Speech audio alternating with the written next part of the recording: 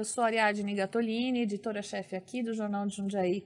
E hoje eu vou trazer um tema para nós jundiaenses que é super caro, querido, que é a nossa inclusão pelo esporte e pelo PEAMA. Para quem não sabe, o PEAMA é um programa de esportes e atividades motora adaptada. Nós temos atletas paralímpicos ali no PEAMA, um trabalho fantástico que nós realizamos na nossa cidade. E hoje eu trouxe para conversar o professor Alessandro Tozin. Ele é professor da escolinha de goalball e karatê, e ele também treina a Seleção Nacional Feminina de Goalball com excelentes resultados. Seja bem-vindo, Alessandro, ao nosso podcast JJ. Obrigado, é um prazer poder estar aqui, é uma honra poder conversar um pouquinho com vocês, falar um pouquinho do PEAMA, falar um pouquinho do dia a dia de treinador esportivo com o esporte paralímpico, o esporte paralímpico de alta performance. É um prazer poder estar aqui. E eu trouxe também a Luana Nassimbene, nossa editora de esportes aqui do JJ, que sabe muito mais do que eu sobre esse assunto. Seja bem-vinda. Obrigada, vamos falar um pouquinho de goalball, do PEAMA e do esporte aqui de Jundiaí. Legal. Alessandro, quando é que você resolveu mudar de ideia e falar assim, não, eu quero trabalhar com inclusão, eu quero fazer isso? Na verdade, eu falo que isso foi um bonde que passou e eu pulei para dentro, né? Em 98, a professora Romilda foi na sala de aula dar uma palestra e eu comecei a prestar atenção, e aí eu observando, eu falei, pô, acho que eu me encaixo nisso daí. Ela terminou a palestra falando que estava precisando de um professor de karatê. E na época eu era atleta de karatê, vivia karatê intensamente, né? Aí Você eu estava saí... na ISEF? Isso, na ISEF. Tá. Aí eu saí correndo atrás dela, peguei e, resumindo, 2 semanas depois nós estávamos eu, o professor Wesley Piccolo, um parceiro que está comigo até hoje, e nós iniciamos o karatê com um grupo lá de 10 pessoas com deficiência visual. A partir disso, né, nós fomos desenvolvendo e os anos foram se passando. Em 2001 eu entrei na pós-graduação e eu conheci o goalball lá. E aí eu cheguei pro pessoal e falei assim, pessoal, conheci uma modalidade nova, vocês têm interesse? E o atrativo bola, quando mexe com pessoas que adquiriram a deficiência, o grupo de cegos que estavam lá que adquiriram a deficiência, que jogavam o futebol amador, o atrativo bola foi muito, muito forte. E aí nós começamos a praticar a modalidade. E a partir disso, nós começamos a entrar em competições oficiais. Para quem não sabe, né, o goalball é um esporte, dos esportes paralímpicos, é o único esporte criado para pessoa com deficiência visual. Os outros são adaptados? Todos os outros são adaptados. Então, só o goalball que é na Paralimpíada, que é o esporte, a gente fala que é o esporte convencional, né, porque ele foi criado. Todos os outros sofreram alguma adaptação para pessoa com deficiência. E aí nós começamos a conquistar títulos e em 2009 eu fui convidado a assumir ali a seleção brasileira masculina, logo após os Jogos Paralímpicos de Pequim, né? E aí eu comecei o trabalho e deu certo, né? Em cima disso nós conquistamos alguns títulos bastante interessantes, que foram 3 medalhas paralímpicas, né? Medalha de prata na Paralimpíada de Londres, bronze no Rio 2016 e ouro em Tóquio 2021 masculino. Com o time masculino. Além de 2 títulos mundiais, conquistamos 2 mundiais, 3 Jogos Pan-Americanos, medalha de ouro também, e entre outros títulos. Aí, em 2022, eu decidi descansar. Falei, vou ficar com a minha família agora um pouquinho. Mas aí, fiquei 2022, 2023, o presidente da confederação me ligou para eu voltar, mas num cargo de coordenação. Aí eu fiquei na coordenação das modalidades que a CBDV administra, que é o goalball, o judô e o futebol, das categorias de base. Mas aí o time feminino não estava classificado para Paris, não tinha classificação ainda, e aí ele solicitou para que eu voltasse para a quadra como treinador. E como a gente sempre gosta de desafios, né? Treinar o feminino é diferente. Por quê? Porque todo grande treinador fala que treinar com as mulheres, o treinador que conquista título com as mulheres é muito bom. Então, eu falei, então eu preciso me desafiar. Mas aí eu quero saber se é por causa do esporte, se elas são dedicadas. Eu tenho impressão que elas são dedicadas. Muito dedicadas. Mas acho que a relação, o ciclo Difícil, menstrual, né? tudo que envolve a mulher, né, fisiologicamente, é mais difícil. E aí eu falei, eu vou Tem mais aceitar esse treta desafio. nas mulheres ou nos homens? Não, eu tenho um jeitinho de contornar a situação e tentar fazer com que elas estejam sempre unidas, e hoje a gente tem um grupo muito unido.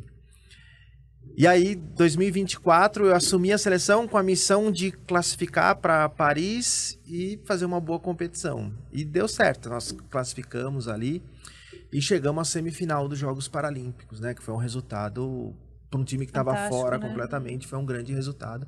Acabamos perdendo a semifinal para a Turquia, que é a melhor seleção do mundo, né? De 3-1, e aí perdemos o bronze para a China, porque realmente as meninas estavam muito no desgaste físico. E aí, esse ano aqui, nós conquistamos o primeiro título com elas. Já agora eu falo que agora começou o ciclo, né? Começou o trabalho de verdade, e nós conquistamos o Malmo Cup agora na Suécia, no mês passado com elas. Agora, como é que vocês selecionam essas atletas? Existe no Brasil os campeonatos regionais. Os regionais seriam mais ou menos os estaduais, os campeonatos estaduais. Então, nós temos 5 regionais, e aí você vai acompanhando e vai selecionando. Obviamente que hoje São Paulo, no esporte paralímpico, hoje é o maior celeiro. Por quê? Porque São Paulo tem recurso, tem verba. Então, os grandes atletas hoje, 95% dos atletas da seleção brasileira, tanto masculina como feminina, estão jogando em São Paulo. Então isso acaba ficando muito mais fácil. E hoje no PEAMA é só a iniciação, né? Tem a escolinha do goalball. Tem uma vontade de trazer um cenário competitivo para cá, começar a ter competição, trazer mais atletas? Hoje nós estamos com uma proposta diferente no PEAMA, que é justamente trabalhar com essa escolinha, né? A gente gosta muito de desenvolver pessoas, né? E quando vem crianças, adolescentes, jovens ali que estão passando por esse processo de transição do esporte e a deficiência, né? A gente tenta... Tem vaga para todo mundo? Todo mundo que chega lá, que quer entrar no PEAMA, consegue? No PEAMA tem que fazer a inscrição. E aí, a partir dessa inscrição, ele entra no sorteio. Tem um sorteio. Então como todas, acho que todas as modalidades da prefeitura são dessa forma. Como deficiência, devia ter mais vaga, né? Olha eu aqui, né? Mas você sabe que eu costumo falar isso com muita convicção. Nesses últimos anos aqui, né? Eu viajei muito, rodeio praticamente o mundo todo. E a gente não vê nenhum programa no mundo com características do PEAMA. Eu falo que o PEAMA é uma política pública de muito sucesso. Sim. Justamente pelo fato que hoje a gente atende mais de 400 alunos com deficiência. Nós temos 16 modalidades esportivas. Então, eu falo que é uma ferramenta de desenvolvimento. Vejam os números, gente. Olha, para que a gente, em Jundiaí, que nós temos 429 mil habitantes, nós temos 400 jovens, 400 pessoas atendidas no PEAMA. Exato. Isso porque tem sorteio. Ou seja, pode ser que o número pudesse até dobrar. Se a gente tivesse vaga. Que aí a gente precisaria também... De outra estrutura. De outra estrutura, de profissionais. Mas quando no Brasil, você tem uma ideia de Brasil, quantas crianças deveriam estar ou estão praticando esportes adaptados? Eu vou te dar um exemplo muito simples de entender. Entende-se hoje que nós temos 10% da população com deficiência. É o 8,9 lá que eles falam, mas nesse cenário novo, né, de classificação do IBGE, eles consideram as deficiências severas. Se a gente pegar o IBGE de 2010, nós tínhamos 24% da população com deficiência. Isso significa que para a cidade de Jundiaí, se a gente pegar 10% da população da cidade, nós vamos ter 40 mil pessoas com deficiência, mais ou menos, né? E nós temos 400 pessoas com deficiência fazendo esporte. Ou seja, a gente tem 0,1% da população com deficiência inserida num programa de esportes. Ou seja, isso é muito baixo. E nós estamos falando de uma cidade que tem um programa sério, que se desenvolve há 30 anos, que é uma referência nacional e acho que lá mundial. Imagine as cidades ao redor que não tem nada, que não desenvolve nada de oportunidade esportiva. O que modifica na vida de uma pessoa com deficiência a hora que ela encontra o esporte? Muitas coisas. Acho que a primeira questão é relações pessoais. O esporte proporciona autonomia, o esporte proporciona eu querer algo para minha vida, né? Além das relações interpessoais, você conhecer novas pessoas. E muitas das vezes, eu sempre dou isso como exemplo, muitas das vezes, uma mãe que está lá, que olha o seu filho e fala, ele não consegue fazer nada. Mas aí tem um outro filho com as mesmas características e ela vai entendendo, nossa, ele consegue fazer, meu filho também está conseguindo se desenvolver. Olha que legal o quanto que o esporte está possibilitando para a vida dele. E isso vai fazendo com que as mães também saiam de lá muito felizes, né? A gente vê o volume de mães que estão lá no dia a dia com os seus filhos e passam a partir desse momento de ver o esporte como esse processo de desenvolvimento desse aluno, ver o esporte como uma possibilidade gigantesca para ele. E quando você tem deficiência mental associada, como é que é esse trabalho? No Karatê a gente tem vários alunos com deficiência intelectual. Hoje a gente não fala mais deficiência mental, não. A gente fala deficiência intelectual. Nós temos a ideia, quando se pensa no processo de ensino-aprendizagem da pessoa com deficiência intelectual, não tem como fugir disso, é o processo de repetição. Então a gente cria a proposta, a tarefa, na próxima semana nós vamos repetir essa tarefa e vamos acrescentar mais um pouquinho, na próxima semana, a partir disso, nós vamos acrescentar mais um pouquinho, e aí a gente consegue fazendo com que ele vá memorizando, abstraindo toda a informação necessária e se desenvolvendo motoramente. Agora, pessoalmente falando, quais são os seus ganhos? Você, a hora que você começa a trabalhar com esse público e você consegue chegar nos resultados, o que é isso para você? O que significa para você como profissional? A professora Denise Silva Neves, que aposentou agora, está na casa dela e vai nos assistir do sofá da casa dela, com certeza. A professora Denise fala uma coisa muito legal, que trabalhar com a pessoa com deficiência é um bichinho que vai lá, que pica a gente e a gente fala, puta, eu gostei disso. Eu acho que é mais ou menos isso mesmo. A gente gosta, a gente vai fazer o nosso melhor, mas nós temos a contrapartida. Eu sempre falo de nós profissionais e a gente ser visto, né? Nós não fazemos caridade, nós somos profissionais. Nem heróis, né? Nem heróis, que eu também não gosto da palavra. Exatamente, nós somos profissionais que escolheu trabalhar com a pessoa com deficiência. Ou seja, o mesmo público que eu poderia trabalhar com qualquer outra pessoa, eu escolhi trabalhar com a pessoa com deficiência. Então eu falo, nós não estamos aqui para ganhar terreninho no céu, nós estamos aqui para desenvolver uma pessoa que apresentam potenciais a serem desenvolvidos e é isso que a gente faz. Às vezes o nosso caminho é um pouquinho mais difícil, mas é porque nós acreditamos nessa pessoa. Então isso é muito, muito legal, é muito gratificante para nós. Quando a gente começa a ver que essa pessoa consegue se desenvolver, a gente fica muito feliz. Agora, eu imagino que o esporte para essa... Depois eu deixo você falar um pouquinho. Tudo bem. Para essa clientela tua, gente, eu tô falando porque eu vou caminhar no parque e eu tomo pau deles. Se eu tô de bike, eu tomo pau, se eu tô caminhando, eu tomo pau deles, entendeu? Então, assim, eu imagino... a autonomia que esse esporte vai trazer. Porque ele vai andar de bike, Exato. Ele vai ter outro tipo de desenvolvimento. Eles são divertidíssimos, né? Quando a gente cruza com eles no outdoor, aí eles são divertidíssimos, eles estão felizes, né? É uma moçada muito, muito alegre e tal.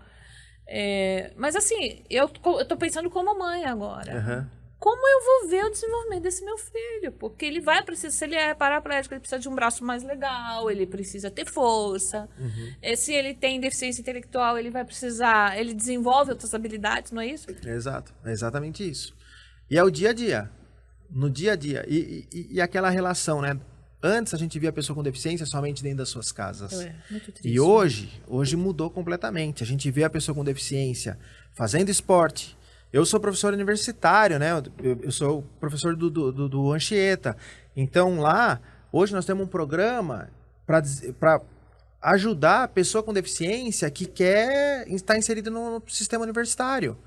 Então, ou seja, a pessoa com deficiência saiu da sua casa, ela não está mais só lá escondidinha. Não, eles querem o seu espaço, né? Ter as oportunidades. E eu acho que isso está acontecendo.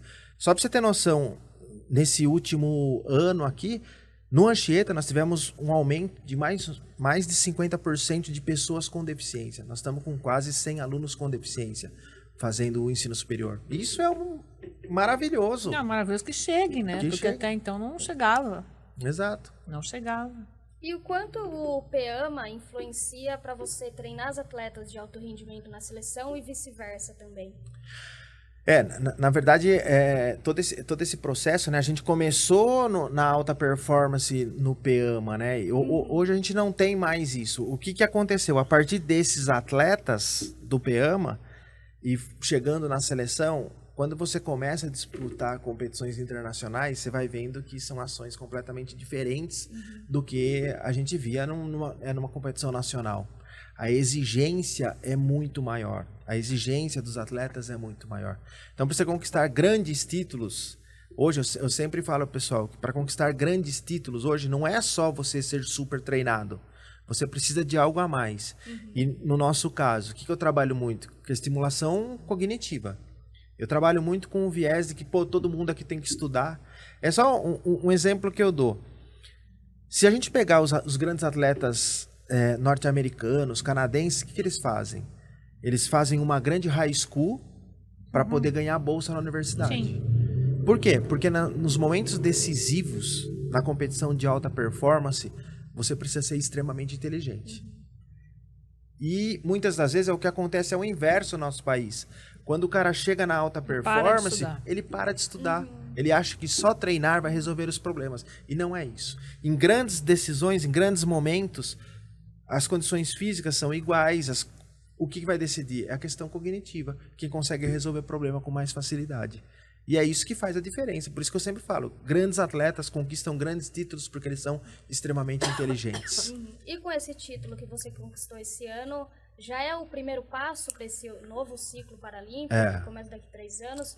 O que precisa para você chegar nessa nova Paralimpíada de 2028? É o primeiro passo que nós dimos de uma competição preparatória, porque a competição principal acontece daqui 20 dias. Nossa, tá na porta. Então. Hoje é dia... Não... 17, 13 dias. Nossa. Porque a gente tem a Copa América, que é a competição classificatória para o Campeonato Mundial. Então a gente precisa ser campeão, ganhar essa competição para garantir a vaga para o Campeonato Mundial. E aí, se ficar entre os 3 no Mundial, aí a gente já garante vaga para Los Angeles. Senão, nós vamos disputar só os Jogos Pan-Americanos, que vai ser em Lima, né? Sim. Lima vai ser o Pan-Americano. Então, pra gente parece tão longe, né? 3 anos, mas como que é pra atleta, pra comissão técnica? Não é muito rápido. É muito rápido, porque são competições curtas, né? Então a gente tem 6 meses de preparação e um tiro curto de 1 semana.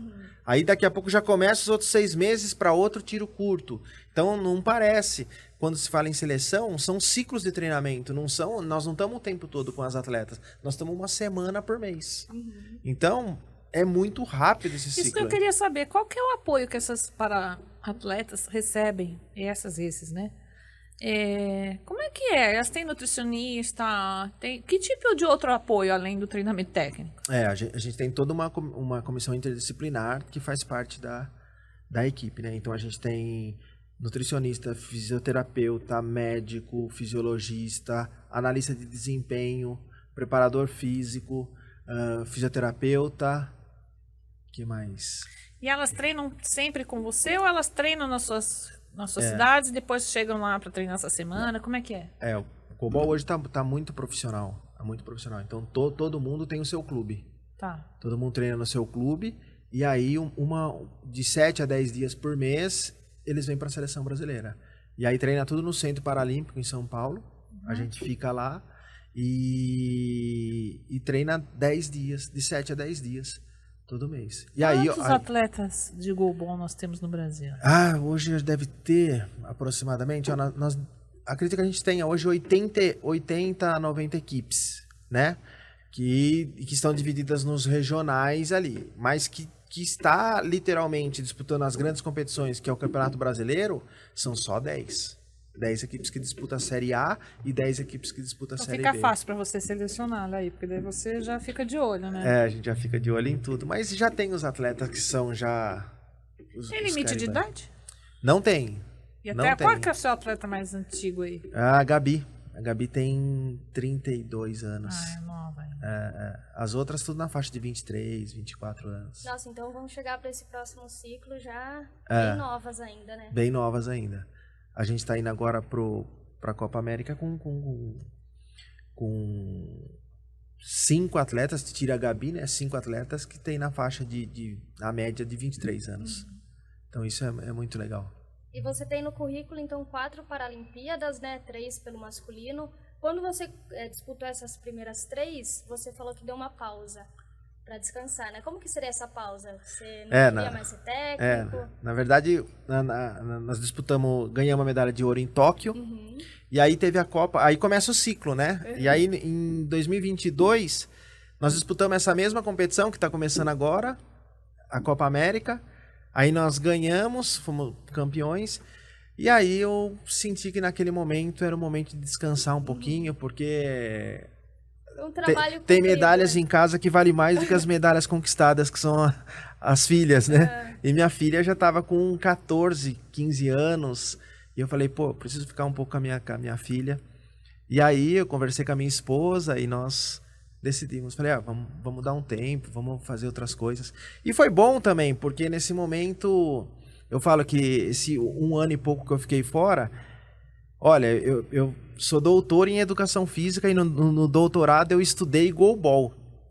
Foi uma pesquisa com treinadores. E eu falo que nesse 1 ano que eu fiquei fora, eu estudei mais goalball do que quando eu fazia doutorado.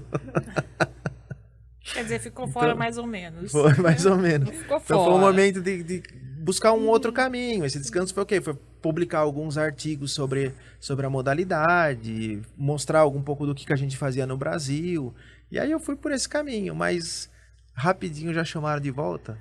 A gente não bate papo, que a gente perguntou pra você. A gente chama os seus atletas de cego, de baixa visão, de deficiente visual. Você falou assim que cada um escolhe como ele quer. Depende muito de grupo para grupo. Tem Mas grupo tecnicamente você pode ter cegos com baixa visão. Você mistura isso ou não pode? Na modalidade pode. Pode? Pode ter cego e baixa visão. Só que existe um padrão de classificação funcional esportiva. Para o esporte para cegos, é classificado como B1, B2 e B3. B de blind, né? B1 é o cego. Ele tem o que ele tem? Percepção luminosa. Se a gente apagar a luz aqui, por exemplo, ficar com o olho fechado, a gente consegue distinguir que está claro ou escuro. Então ele tem a percepção luminosa. O B2, ele consegue enxergar até 2 metros. Mas aí tem todo o problema de nitidez. E o campo visual dele é menor que 5 graus. É uma bolinha pequenininha, então tem todo o problema. E o B3 consegue enxergar até 6 metros e o campo visual até 20 graus. Aí se enxerga um pouquinho melhor. Então acaba o B3 ajudando muito, né, na equipe. Porque como ele é que mais enxerga, ele acaba ajudando bastante a gente. Mas quando a gente pensa em atletas de alta performance, eles têm autonomia total. Você vê, eu viajo com as meninas, eu não preciso ajudar ninguém, elas são super autônomas.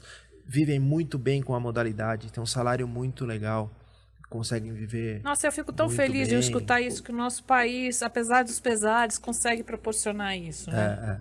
O esporte no Brasil está cada vez evoluindo mais. Eu sempre falo que a gente precisa sempre ter grandes profissionais, né? Que as faculdades de educação física possam criar grandes profissionais. Eu acho que isso é importante. Nós somos o único país do mundo que tem um órgão regulamentador da profissão, né? O CREF é o único lugar que tem aqui no Brasil. Nos outros países, nós não temos profissionais que são regulamentados. Então, isso eu vejo com bons olhos. Só que, ao mesmo tempo, a gente tem muito poucas pessoas que vão trabalhar na área da educação física adaptada. Muito poucas mesmo. Então, hoje a gente tem disciplinas dentro da grade, né? Por exemplo, no curso do Anchieta, a gente tem uma disciplina que chama Atividade Motora Adaptada, que vai ser toda a questão introdutória da pessoa com deficiência. E uma outra disciplina que é o Esporte Adaptado. E a gente vai apresentar todas as modalidades esportivas para os alunos. Ou seja, a gente já está conseguindo mostrar para os alunos ali o quanto que o esporte para pessoas com deficiência pode trazer coisas legais para o profissional. Olha que ele pode, né? que ele pode se desenvolver Quantos muito. Quantos atletas de alta performance nós temos no Peama hoje? Não são muitos. Não. São bem poucos. Eu acredito que a gente não chega a 5. De altíssima performance que tá mesmo disputando competições internacionais, só temos o Christian e eu acho que o Wesley, se eu não me engano. Porque é só na natação e no atletismo. No atletismo. Só temos as 2 modalidades que estão trabalhando com alta performance aí, com esporte de competição. As outras modalidades são todos esportes de participação. Alguns já saíram de Jundiaí, né? Foram para outros campos. Já, e tem a Tereza que desenvolve o programa da Special Olympics, né? Que é o programa para pessoas com deficiência intelectual. Então, na Special Olympics, a característica é um pouquinho diferente do esporte paralímpico, que preza pela participação. E, dentro disso, os atletas são selecionados por nível de habilidade. Então, pode ter aquele aluno que você olha, para a condição dele, ele aparentemente tem um nível de habilidade muito bom e vai competir com atletas muito bons, mas também vai ter aquele que vai ter mais limitação motora, mas ele também tem a possibilidade de competir no grupo dele. E aí, eles são selecionados para disputar. Então, na Special Olympics, já tem vários alunos do Peama que foram para competições internacionais. Eu chamo com a epidemia do autismo, né, que é uma epidemia, né, agora. Como é que vocês estão lidando com isso? Porque, né, a gente sabe a dificuldade que eles têm de se relacionar, tá? Chega autista para vocês? Tem muito autista. Como é que é isso aí na equipe, no grupo? Na verdade, a gente leva super de boa isso. Por quê? Porque nós sempre tivemos alunos autistas. Então, nós temos as atividades que são para pessoas com deficiência intelectual. Ele vai estar lá fazendo atividade com o grupo dele. Então, a gente não tem essa separação, atividade só. E ele vai bem na relação de grupo e tudo? Vai se desenvolvendo. Se desenvolvendo. Por isso que a gente sempre fala, né? Que o interessante é o quê? Que chegue mais criança. Mais criança. Porque aí a gente consegue, por meio do esporte, fazer com que ele se socialize melhor, que consiga ter mais contato visual. Então, isso é muito legal. A gente tem vários alunos lá que estão no Peama há 30 anos e são autistas. Que estão desde o comecinho lá atrás. Tanto que o primeiro aluno do Peama, tinha código o Rui é autista. Foi o primeiro aluno. E tá lá até hoje. Então, a gente prefere... eu falo que acho que se as mães identificarem, conseguirem colocar mais cedo no esporte... A partir de que ano? Quantos anos? Acho que tá com 5 anos. A partir de 5 anos já aceita. Bem legal. Bom, nós vamos ficando por aqui e eu preciso que você mostre pra gente onde é que a gente te acha. No Instagram, a sua seleção, como é que é? O Peama tem Instagram? Ou a sua seleção tem Instagram? Como é que a gente te segue? O meu Instagram é Alessandro Tozin. Só digitar Alessandro Tozin que vai achar. O Peama é peama.jundiaí, que é o Instagram também. Mas colocou o Peama, já vai aparecer. E a seleção de goalball tem? A seleção a gente não tem um Instagram. O que eu falo? Entra no Instagram da confederação, que é cbdv.org. E aí consegue acessar também todas as novidades do movimento paralímpico. Então a próxima competição já é daqui 13 dias, né? 13 dias, a principal competição do ano. Segunda-feira a gente já entra em fase de treinamento, treina 5 dias e aí começa a competição. Fica ligado, hein, Luana? Vamos ficar na torcida aqui. Vai ser, quem quiser também assistir, vai ser no Centro Paralímpico em São Paulo, mas é a principal competição. Nós já temos falamos de 3 concorrentes muito fortes. Canadá hoje é o concorrente direto com o Brasil e Estados Unidos. São os 3 concorrentes. E a Argentina correndo um pouquinho mais abaixo ali. Mas nós tivemos a oportunidade de jogar com elas agora no Malmo Cup e nós conseguimos ganhar bem das 2 seleções. Então a gente precisa ser campeão. A regra é essa. Então, jundiaenses, vamos torcer para os nossos meninos, para a nossa seleção e vamos cada vez mais fortalecer o Peama aqui em nossa cidade. Até mais.